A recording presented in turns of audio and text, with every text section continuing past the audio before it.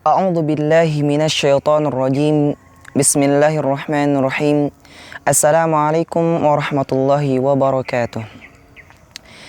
Innal hamdalillah nahmaduhu wa nasta'inuhu wa nastaghfiruh wa na'udzu billahi min shururi anfusina wa min sayyiati a'malina.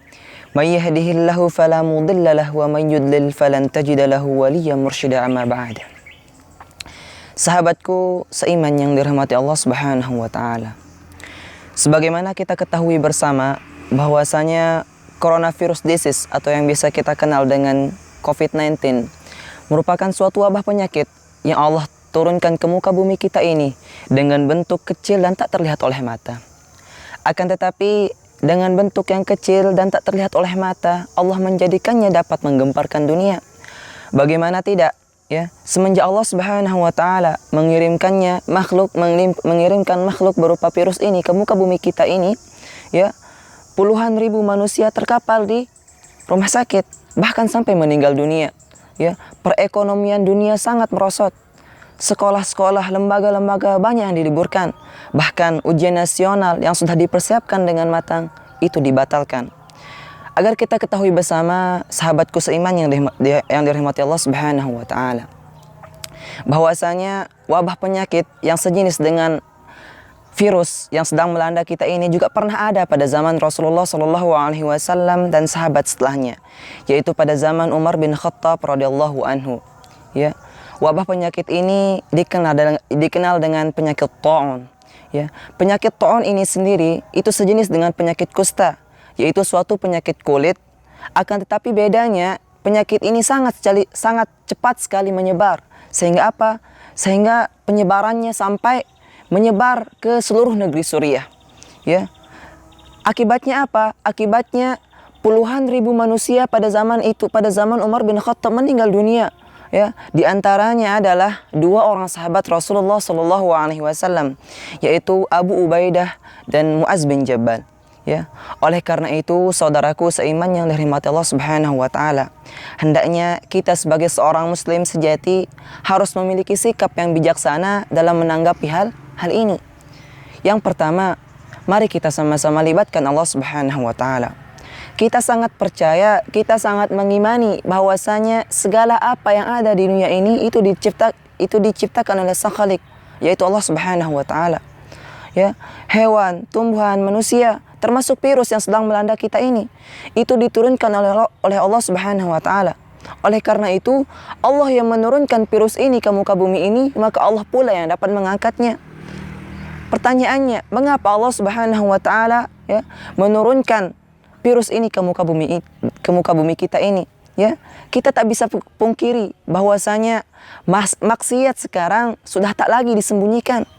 Ya, perzinaan, ya, perjudian, pembunuhan dan lain sebagainya itu sudah dilakukan secara jelas-jelasan. Sehingga apa? Tak heran kita ditegur oleh Allah Subhanahu wa taala, ya. Sehingga apa? Manusia seakan-akan lupa mengapa ia diciptakan ke muka bumi ini. Padahal Allah Subhanahu wa taala jelas mengatakan dalam Al-Qur'an, "Wa ma khalaqtul jinna wal insa illa liya'budun." Dan tidaklah aku ciptakan jin dan manusia kecuali hanya untuk beribadah kepadaku, kata Allah Subhanahu wa taala. Oleh karena itu, Allah Subhanahu wa taala menurunkan wabah penyakit ini ke muka bumi kita ini sebagai teguran terhadap kita semua. Mungkin kita pernah lalai, kita pernah lupa kepada Allah Subhanahu wa taala. Mengapa kita diciptakan di muka bumi ini? Allah Subhanahu wa taala mengingatkan kita dalam Al-Qur'an bahwasanya segala musibah yang ditimpakan ke muka bumi ini itu disebabkan oleh ulah manusia. Apa dibilang Allah? Zaharal fasadu fil barri wal bahri bima kasabat aydin nas liyudhiqhum ba'dalladhi amilu la'allahum yarji'un, kata Allah Subhanahu wa taala. Allah tampakkan musibah bencana yang ada di muka bumi ini agar manusia lihat akibat daripada ulah tangan mereka sendiri. La'allahum yarji'un, kata Allah Subhanahu wa taala, agar mereka kembali kepadaku, kata Allah Subhanahu wa taala. Oleh karena itu, ya, wabah berupa virus corona ini adalah suatu azab dan laknat bagi orang-orang yang kafir, ya, dan termasuk daripada ujian, cobaan, bahkan teguran bagi kita seorang muslim sejati. Ya, agar apa? Agar kita kembali kepadanya. Bahkan saudaraku seiman yang dirahmati Allah Subhanahu wa taala, Ya, wabah ini juga bisa menjadi rahmat bagi kita semua. Mengapa? Apabila wabah penyakit berupa corona ini menjadikan kita ingat terhadap Allah Subhanahu wa taala, menjadikan kita taat kepada perintah-perintahnya, maka ini semua adalah menjadi rahmat kepada kita semua. Ya, Allah rindu kepada kita semua. Allah rindu terhadap solat-solat kita. Allah rindu ingin bertemu kita dalam solat malam kita. Allah rindu kepada hambanya yang berdoa dan bermunajat kepadanya. Yang kedua, mari kita tingkatkan ikhtiar dan tawakal kita kepada Allah Subhanahu wa taala. Sahabatku yang dirahmati Allah Subhanahu wa taala. Ya, dahulu ketika Rasulullah sallallahu alaihi wasallam masih hidup, ya, Rasulullah sallallahu alaihi wasallam berpesan kepada para sahabat, "Idza sami'tumut ta'un bi ardin fala tadkhuluha wa idza waqa'a bi ardin wa antum fiha fala takhruju minha." Muttafaqun alaih.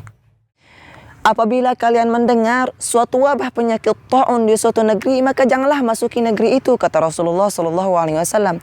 Dan apabila kalian berada di suatu negeri dan negeri itu terkena oleh wabah penyakit ta'un ini, maka janganlah keluar dari negeri tersebut, kata Rasulullah sallallahu alaihi wasallam. So, apa tanggapan para sahabat ketika Rasulullah sallallahu alaihi wasallam berpesan, ya, untuk tidak memasuki dan tidak keluar dari negeri yang terkena wabah penyakit ta'un tersebut? Ya, maka para sahabat pun taat. Buktinya apa? Ketika pada zaman Umar bin Khattab, ya, ketika Umar bin Khattab menjadi khalifah, Umar bin Khattab menyerukan kepada seluruh rakyatnya untuk tidak keluar rumah. Apa tanggapan rakyatnya? Rakyatnya taat, ya. Dan ketika Umar bin Khattab menyerukan kepada Muaz bin Jabal untuk kembali ke Madinah, ya, apa tanggapan dari Muaz bin Jabal? Dia menuliskan surat kepada Umar bin Khattab dengan segala hormat, dia menolak. Alasannya apa? Karena dia takut apabila ia pergi ke Madinah, apabila ia kembali ke Madinah, ia akan menjadi beban bagi masyarakat Madinah. Karena apa? Takutnya nanti dia akan menjadi penyebar daripada penyakit ta'un tersebut. Oleh karena itu, dari kisah ini kita bisa menjadikannya suatu hujjah, ibrah bagi kita semua. Bahwasanya hal yang harus kita lakukan sekarang adalah taat kepada pemimpin kita. Ya, kita disuruh untuk menjaga kebersihan, memakai masker apabila keluar rumah, mengusahakan diri kita untuk tidak keluar rumah. Ya, tujuannya apa? Ini adalah suatu bentuk ikhtiar kita kepada Allah Subhanahu wa taala untuk menjaga diri kita, keluarga kita, dan orang-orang yang ada di sekitar kita daripada virus corona ini. Ya, oleh karena itu sekali lagi saya mengingatkan kepada kita semua bahwasanya Allah Subhanahu wa taala berfirman, "Athi'ullaha wa athi'ur rasul wa ulil amri minkum." Taatilah Allah dan taatilah Rasul dan para pemimpin kalian, kata Allah Subhanahu wa taala. Ya, taat kepada para pemimpin juga termasuk dalam bentuk ikhtiar kita kepada Allah Subhanahu wa taala. Ya, setelah kita berikhtiar, setelah kita berusaha, lalu apa yang kita lakukan? Mari kita sama-sama bertawakal kepada Allah Subhanahu wa taala, ya. Setelah kita berikhtiar dan tawakal dan kita tetap saja terkena oleh virus corona ini, maka itu adalah bagian daripada takdir yang tidak bisa kita hindari, ya. Maka saya sekali lagi mengingatkan kepada kita semua, mari kita taati para pemimpin kita, ya. Lalu seraya kita berdoa, dekatkan diri kita kepada Allah Subhanahu wa taala agar virus ini segera diangkat oleh Allah Subhanahu wa taala. Amin amin ya rabbal alamin. Wallahu a'lam. Al-afu minkum min kulli khati'at wasyukru lakum ala husni ihtimam wal istima'. Barakallahu fikum. Thumma assalamu alaikum warahmatullahi wabarakatuh.